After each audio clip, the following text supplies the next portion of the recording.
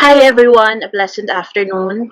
I am Jenny Ann B. Sarmiento, the Department Head of the City Human Resources Development Office, and today I'll be sharing with you some insights on Capacity Building Series 3, understanding the recruitment, selection, and placement process. But before I begin, I would like to greet all of you a happy 123rd Philippine Civil Service Anniversary. Ito pong anibersaryong to ay hindi po anibersaryo ng Civil Service Commission lang.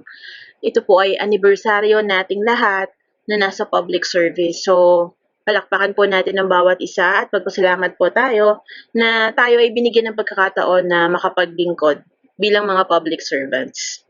So, ang ating pong topic nga ay tungkol sa recruitment, selection, and placement process.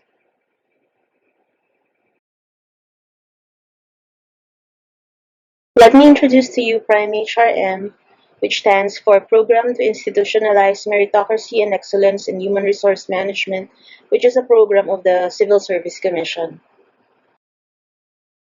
Okay, so Prime HRM is a program of the Civil Service Commission. And the Civil Service Commission ang mayroon pong mandato mula sa konstitusyon na mayroon silang supervision sa lahat ng mga government employees. So, whether nasa national government agency ka, uniformed personnel, nasa local government units, government-owned and controlled corporations, government financial institutions, ay nasasakop po tayo ng Civil Service Commission. So, according to the CSC, ang Prime HRM, it's a mechanism designed to help elevate public sector human resource management to a level of excellence through a process of assessment, assistance, and awarding of HRM systems, practices, and competencies using HRM maturity level indicators that meet global standards.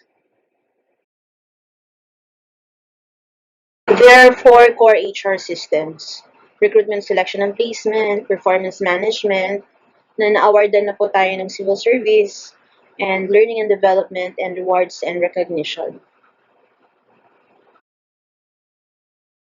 So again, let's talk about recruitment, selection, and placement.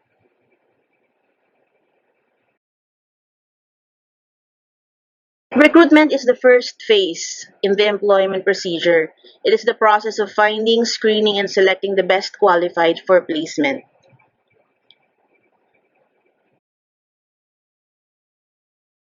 Bakit daw kailangan na mayroong effective recruitment sa government? Kasi importante ito dahil paano kung makahire tayo ng mga bad apples or mga bad eggs na sinasabi?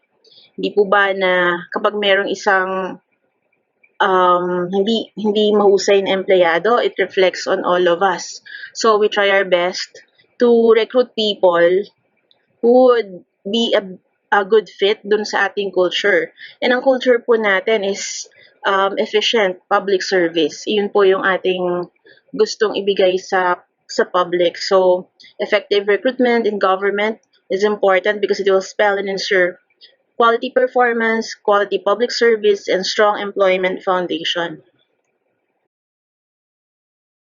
Selection, on the other hand, is a procedure of matching organizational requirements with the skills and qualifications of people. So, employee selection is the process of choosing individuals who have relevant qualifications to fill jobs in an organization. So, tandaan po natin, it's what you know and not who you know pagdating sa selection. Placement, on the other hand, is allocating employees to relevant and best fitting jobs.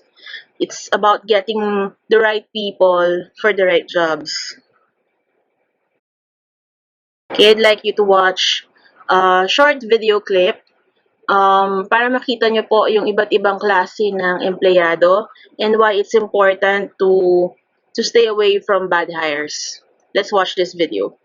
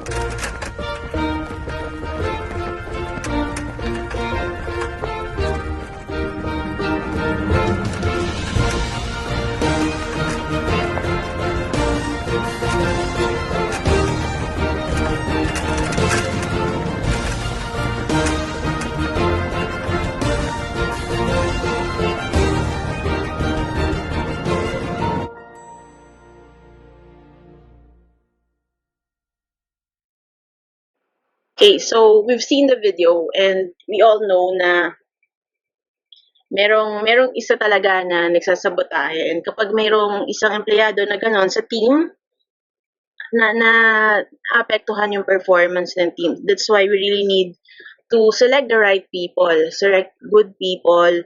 We have to select people who are doers, people who are performers, people who are passionate about their jobs. So, ano po ba yung proseso ng recruitment? First, we identify the vacant positions. So, ginagawa po namin yan sa HR. And then, yung mga department head, sila po ang nagsasubmit ng request for publication. Kapag hindi sila nag-submit, automatic, hindi mapapublish yung position. Now, lahat po ba ng nire-request for publication ay napapublish? Hindi rin po. Kasi, mayroon lamang tayong maximum of 20 appointments na pwedeng i-process per month.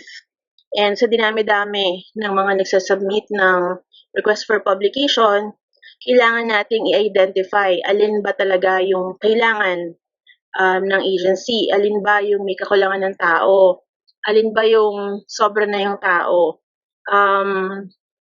Consider din natin yung availability ng funding. Maaaring may budget allocation nga siya, pero yung actual cash availability, we also have to consider. So, hindi po lahat ay napapublish. Now, after naming ma-publish yun, nakalagay naman doon kung hanggang kailan pwedeng magsumite ng mga application and requirements. So, we receive and assess the application. Hindi po lahat ng nag-a-apply ay natatanggap at automatic na nag-undergo sa next step. For example, ayan, so you go to https www.binan.gov.ph/careers. Makikita niyo po yung mga pinublish natin na vacancies. Nakalagay din po doon yung qualification standards. So, nakalagay doon, anong plantilla number, anong pay grade niya, anong salary grade, magkano ang monthly pay, ano yung qualification in terms of education, qualification in terms of training, qualification in terms of experience, and qualification in terms of eligibility, as well as competence, at kung saang opisina ito ma-assign. So, titignan mo muna, qualified ba ako bago kayo mag-apply. And also, hindi po kayo tatawagan ng HR para sabihin sa inyo na may publication. Enough po na pinopost po namin yan sa ating website, pinopost po namin yan sa website ng Civil Service Commission. Meron po tayong 3 conspicuous places, yung sa lobby natin, andyan yan. Nakapaskil din po ang physical copy niyan sa Public Employment Service Office. Nagpapareceive din po tayo niyan sa sa bayan para ma-post po dun sa ating public market. So, pag nagpa-publish po ang mga department head ninyo, pumipirma po sila that they will also post it, yung vacancy doon sa loob ng opisina. So, you can remind them or from time to time mag-visit po ng ating website. We usually publish during March and August. Yun po yung nakalagay sa recruitment plan natin. So, tandaan po natin, meron din po tayong sinusunod na recruitment plan. Hindi po kapag nagkaroon ng bakante, may namatay, may nag-resign, may nag-retire, at nabalitaan nyo na bakante ay automatic, fill upan yon. Kailangan pa rin siyang i-publish at yung publication, kailangan pong sumunod sa recruitment plan. Tanong, magre-retire na ako. Pwede ko bang ipamana yung posisyon ko dun sa anak ko? No, hindi po namamana ang posisyon. Wala pong may-ari ng posisyon. The reason why we publish it is to attract the best and the brightest people. So, halimbawa po, sinabihan kayo ng department head ninyo na mag-apply for this position. By all means, mag-apply po kayo. Make sure na kumpleto ang hinihinging requirements. Make sure na masubmit nyo po on time. Make sure na binasa po ninyo at inintindi ang lahat ng instructions. Ano po? Kasi open po ito internal hiring, open din po ito sa ating external hiring. Hindi lang po ito limited dun sa mga nasa loob. May mga pagkakataon po na although merong pet, yung department head, ay nakakapag-hire po tayo ng somebody else. Kasi nakikita natin yung potential, nakikita natin yung pwedeng maitulong nung tagalabas sa ating organization. So, marami pong instances na ganyan. So, I would advise lahat na i-enrich niyo yung sarili niyo, mag-aral, attend trainings. Ang daming webinars, ang daming free trainings na ina-offer ng mga government agencies. Ang daming mga pagkakataon para matuto. So, kailangan po i-develop natin ang ating sarili para maging competitive po tayo. And then, pag sinabi po na subscribed personal data sheet. Since application pa lang naman po ito, pag sinabi pong subscribe, panotaryuhan nyo po. Ibig sabihin po, you're held accountable sa lahat ng mga declarations na nilalagay nyo sa personal data sheet. Kasi ito po ay isang public document. And if you make false representations doon sa ating personal data sheet or PDS, pwede po tayong makasuhan ng falsification or dishonesty. And mabigat po ang parusa po niyan. So, just be careful sa lahat ng mga pinaglalagay po natin doon. Please update your training sa PDS. Update your training sa individual training history na record ng HR. That way, hindi po tayo magkakaproblema. Secondly, yung performance rating for internal hiring. Make sure na ang inyo pong IPCR ay submitted on time para makalibrate po ito ng ating performance management team. Ang requirement po for promotion ay very satisfactory or 4 and above ang numerical rating.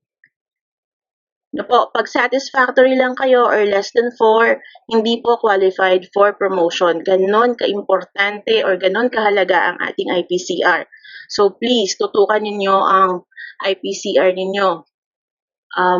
Lahat ng means para ma-meet yung target, para ma-exceed yung target, gawin po ninyo dahil hindi lang siya for submission, hindi lang siya for compliance. Magagamit din po siya for personnel movement such as promotions. And question, next in rank po ako, pero hindi ako yung in-appoint. Hindi nyo po, tulad po ng sinabi ko kanina, walang may-ari ng posisyon. Ang pagiging next in rank ay it just means na i-consider ka for promotion. But you have to apply and kailangan competitive ang pag-apply mo. Kapag merong iba na mas maganda ang let's say ang educational background, mas maraming trainings, mas maganda ang experience, mas maganda ang performance, pwede pa rin po silang ma-hire instead of you. Okay po. And then, kung halimbawa po na medyo matagal po kasi magproseso ng NBI. So please make sure na kung expired na yung NBI nyo, make sure na nakapag-apply kayo ng panibago and attach the old NBI clearance plus yung renewal. At tanggapin po namin yan in the meantime habang application process pa lang.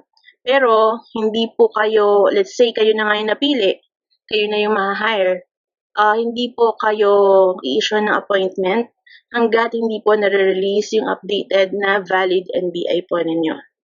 Okay, so sana po malinaw po niyan. Ang transcript of records po natin, dapat po may special order ng SHED.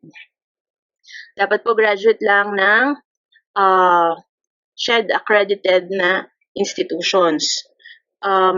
Magko-conduct po tayo ng background investigation. We verify po yung inyong eligibility sa website, sa portal ng Civil Service Commission.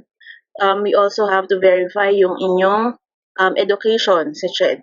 So, make sure na kompleto ang dokumento ninyo and that everything is in order, everything is legit. Ano po? Now, nakapasa na kayo, kompleto yung sinabit na requirements, na-meet nyo yung minimum qualifications na sinasabi. That's the only time na magpo-proceed kayo sa examination. Before I forget, let's say, may nagtanong kasi sa akin, hindi siya eligible, wala siyang eligibility. Pero nag-master siya. Pwede na daw ba yun? Hindi rin po, kasi iba yung qualification standard pagdating sa education, iba din yung eligibility. So you have to meet both. Additional points na lang, pagiging holder mo ng master's degree. Additional points kung halimbawa Juris Doctor ka. Pero kailangan pa rin ng eligibility. So, let's say pumasa ka na, lawyer ka na, equivalent na po yon ng eligibility. Provided na yung position na a-applyan mo ay relevant naman dun sa natapos mong kurso. So, employment examination. Kung ikaw ang mag-a-apply, dapat you conduct research about the company. You do research about the position that you're applying for. Ano ba yung mga expectations sa government employees, di ba? So you have to know yung norms of conduct, you have to know the Bill of Rights, you have to know the basic laws na applicable sa government. Kapag bumagsak po kayo, hindi na po kayo magpo-proceed sa interview. And the employment examination is valid for 1 year. So kung ano man yung score or rating na makuha ninyo, it's valid for 1 year. Pag nag-apply kayo after 6 months, we will consider yung rating nyo as long as within 1 year pa siya. So kung bagsak ka na doon, pag kinonsider namin yung previous exam mo, bagsak ka na rin dun sa susunod. The interview is conducted by the HR and PSB. Generally, we conduct this online. But if you're having problems with technology or you prefer na face-to-face ang interview, you can request. You can submit a request with the HR. And then after the interview, we conduct screenings and deliberation. Nirarank po namin, even yung attitude. So, kung halimbawa, aplikante ka pa lang, may attitude problem ka na, nina-note din namin yon. Kasi, syempre nga, kailangan fit ka dun sa kultura na gusto namin sa city government. Kung halimbawa ay sa maugali mo, masungit ka, wala kang pakialam, hindi ka marunong bumati, di ba? Baka hindi ka fit sa public service. Kasi kung yung mga kapwa empleyado mo hindi mo magawang mabati, how much more yung mga taxpayers, di ba? So, pag nagkaroon na ng deliberation, we prepare yung comparative assessment report. So, we rank these people. Nira-rank based dun sa scores, nira-rank based dun sa mga sagot sa interview, based sa potential, nira-rank din yung personality temperament test to see if ikaw ba yung perfect na fit for the position. If we are really looking for someone like you. So, ayan po.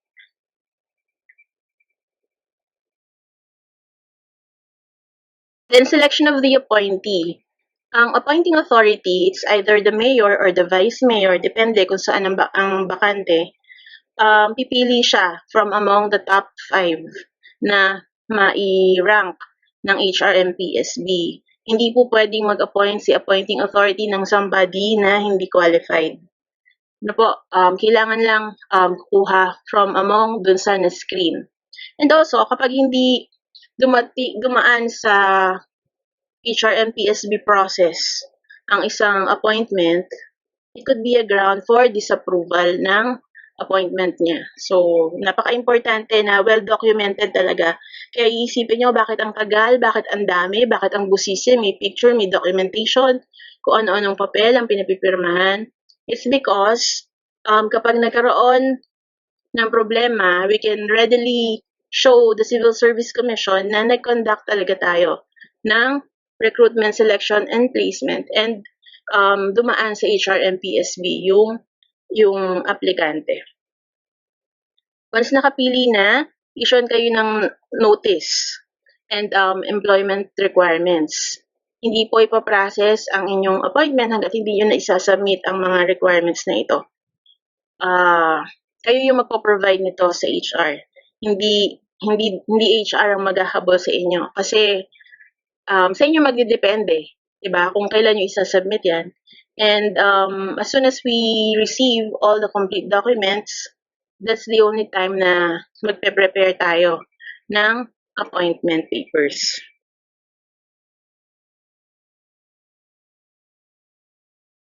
Once prepared na ang appointment, ibigyan ng copy ang appointee, and dadaan siya ng employees orientation, which is done by the HRMOs, and then i-place na siya dun sa opisina na pagdadalhan sa kanya, kung saan sila naman yung magko-conduct ng technical orientation, and i-onboard siya for 6 months kung sino man yung supervisor na pwedeng mag-onboard sa kanya. For that 6 months time, ang appointee ay probationary. Kahit po nakalagay sa inyong appointment na permanent kayo, meron pa rin po kayong 6 months na probationary period.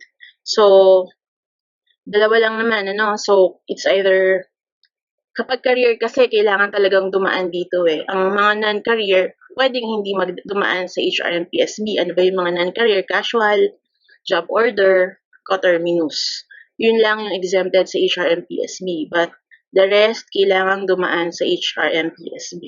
And then, once na-issue na yung appointment sa inyo, we have to submit the appointment to the Civil Service Commission for approval or disapproval. Ayan, so, kailangan talaga makumpleto ito, and kaya nagiging maingat ang HR sa pag-assess sa mga applications ninyo kasi ayaw namin ng disapproved appointment. Record kasi sa amin yun eh. So, make it a point na i-screen talaga na maigi, even yung documents, kailangan kumpleto. Dahil hindi po porket in-appoint kayo ni mayor or in-appoint kayo ni vice mayor, ay okay na. Kailangan pa rin ito na ma-review ng Civil Service Commission and aprobahan. That's the only time na masasabi niyong legit na government employee na kayo or legit na na-promote kayo.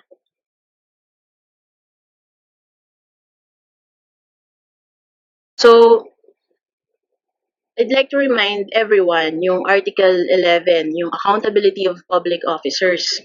Section 1. Public office is a public trust. Public officers and employees must, at all times, be accountable to the people, serve them with utmost responsibility, integrity, loyalty, and efficiency, act with patriotism and justice, and lead modest lives. So, accountable daw po tayo. Public office is a public trust. Ibig sabihin, hiram lang natin yung posisyon. Kung ano man yung posisyon na mapunta sa atin, hiram lang po natin yon. And nagdedepende lang yon dun sa tiwala ng taong bayan. And accountable daw tayo at all times. Ibig sabihin, kahit nasa bahay na kayo, accountable pa rin kayo. Kahit nasa social media kayo, accountable pa rin po tayo. And we have to serve them with utmost responsibility, integrity, loyalty, and efficiency. Diba? Tsaka, ito, dapat siguro tandaan, lead modest lives. Kung ano man yung gagastusin natin or yung lifestyle natin, dapat commensurate dun sa sinusweldo natin. Kaya nating i-prove na yung ginagastos natin ay nanggagaling sa legal na paraan. So, wag masyadong magarbo, wag masyadong ostentatious yung display ng wealth. Especially if alam naman natin na hindi ka naman talaga mayaman, ano, tapos bigla kang nung pumasok ka sa public service. So, napakapangit noon. Whether you're sa city government, frontline ka, or nasa hospital ka, you're accountable to the people at all times. And subukan po natin na umiti. Subukan po natin na every time may makakasalubong tayo, whether taxpayer, whether office mates natin, whether employees from other offices, subukan po natin na bumati ng magandang umaga, magandang hapon, or kung ano man. Subukan po natin na batiin ng isa't isa para naman maramdaman nila na hindi ka namumuhay sa sarili mong mundo. Okay? And ito po ang HR team na nagsasabi po sa inyong muli na Happy 123rd Philippine Civil Service Anniversary. Mabuhay po tayong lahat.